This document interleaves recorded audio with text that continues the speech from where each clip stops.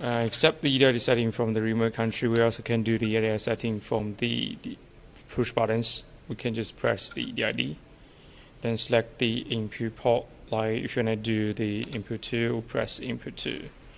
And we can just press up and down button here to view like different EDID information. After we've select the right one, we'll just press enter button. If you want to set the EDID for input 1, press input 1, press down and or up button here. Then press enter.